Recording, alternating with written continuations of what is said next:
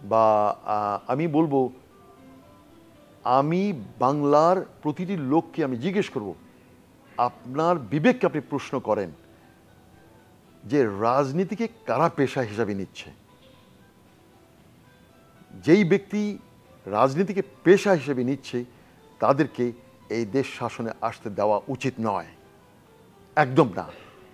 যিনি পেশা হিসেবে দর্জিগিরি করছেন অথবা ডাক্তারি করছেন অথবা বারবার নাপিত কাজ করছে, ক্ষৌরকর্ম করছে, তার পেশা এটা।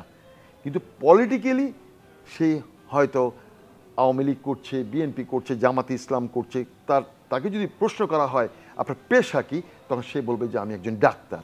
কিন্তু সে যদি বলে যে আমি একজন রাজনীতিবিদ, এটা কারা বলে? যারা বলে তাদের কাছ থেকে দূরে থাকা উচিত। তাদের কাছে এই দেশ নিরাপদ নয়। তাহলে আপনি আপনার বিবেককে প্রশ্ন করুন, বাংলাদেশে যে কটি দল আছে কোন দল রাজনীতিকে পেশা হিসেবে নেয়নি?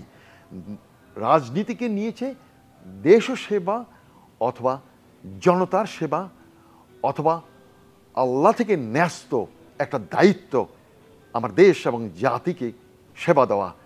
এটা আমার পেশা নয়, এটা আমার মানব সেবা। আপনি বলছেন যে জামায়াতে ইসলামের সাথে সমসাময়িক আরেকটি দলের বিরোধ কেন হচ্ছে? বিরোধটা হচ্ছে একটি দল তিনি আওয়ামী লীগকে প্রতিস্থাপন করতে চাচ্ছেন, রিপ্লেস করতে চাচ্ছেন উইদাউট এনি সংশোধন। উনি উইদাউট এনি সংশোধন তাড়াতাড়ি নির্বাচন চাচ্ছে, অথবা তাদের যিনি এখন দেশের যিনি প্রধান তিনি এখন আর্থ্রাইটিস রোগী, ঠিকমতো হাঁটতে পারছে না, খুব সহসায় রিটায়ারমেন্টে চলে যাবেন। যদি অবসরপ্রাপ্ত হন, এই এতদিনের যেই তার শ্রম, সেই শ্রমের বিনিময়ে যে ক্ষমতায় আসা, সেটাই সে আসার সে ক্ষমতাটা কখনো দেখলো না। সেই জন্যই বারবার বলছে নির্বাচন চাই, আগে চাই, আগে চাই, পুরনো ভোটার তালিকাতে নির্বাচন হোক তারা চাচ্ছে। কিন্তু জামাতে ইসলাম সেটা চাচ্ছে না। জামাতে ইসলাম চাচ্ছে আগে সংস্কার হোক, আগে চরিত্র সংশোধন হোক। কি কারণে আওয়ামী লীগকে হটিয়ে দেওয়া হলো সে কারণগুলোকে আগে ঠিক করতে হবে, ঠিক করার পরে না নির্বাচন।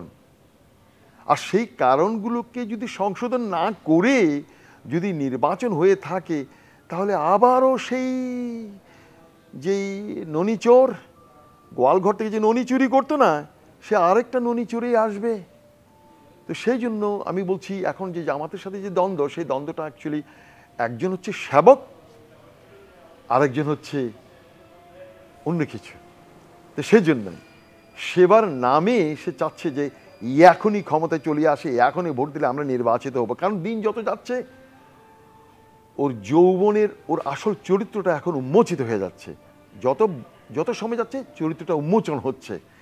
এই উন্মোচনের ভয়ে সে তাড়াতাড়ি, অর্থাৎ আমার যে নববধূর ঘোমটা উঠানোর আগেই যেন কলমাটা যেন পড়িয়ে দেওয়া হয়, ঘোমটাটা তার আগে যেন তোলা না হয়। কারণ ঘোমটা যখন তোলা হবে দেখা যাবে আমার নববধূর একটা দাঁতও নেই, সবগুলো দাঁত ভাঙ্গা। তখন কি আর সে বিয়ে পড়বে? না, বিয়ে হবে না। তো ঘোমটা এখন আস্তে আস্তে আস্তে টানা হচ্ছে, কিন্তু আস্তে আস্তে তখন আমরা বুঝবো যে ঘোমটার ভিতরে কে লুকিয়েছিল। জামাতে ইসলাম এই ঘোমটাটা আস্তে আস্তে খোলার জন্য সেই সময়টা এখন জনগণের হাতে ছেড়ে দিয়েছে।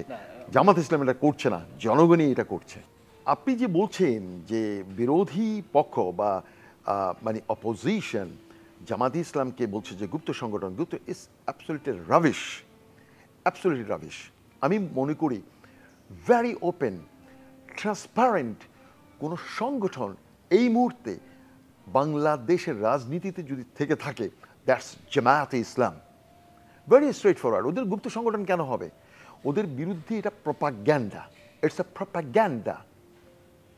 এটা এই যে এত বছর 16 বছর যে টাকাগুলো চুরি করে আওয়ামী লীগ নিয়ে গেছে, সেই টাকার কিছু অংশ তারা এখন ইনভেস্ট করছে দেশে একটা অরাজকতা সৃষ্টি করার জন্যে, এবং কিছু কিছু দলকে তারা কিনে নিচ্ছে তাদের পারপাস সার্ভ করার জন্যে। Jamaat-e Islam, it is not that easy to buy Jamaat-e Islam. প্রতিটি দলকে কেনা যাবে, জামাতে ইসলামকে কেনা যাবে না। জামাতে ইসলামকে এত সহজ শব্দটাই আসেই না। জামাতে ইসলামকে কেনা যাবে না। তাহলে জামাতে ইসলামকে যদি কেনা না যায়, কাকে কেনা যায়? সেই দলগুলোকে কেনা যাবে যেই দলের নেতারা রাজনীতিকে পেশা হিসেবে তাই সে জীবিকা নির্বাহ করছে, রাজনীতিকে পেশা হিসেবে মনে করে, সেই দলগুলোকে কেনা যাবে।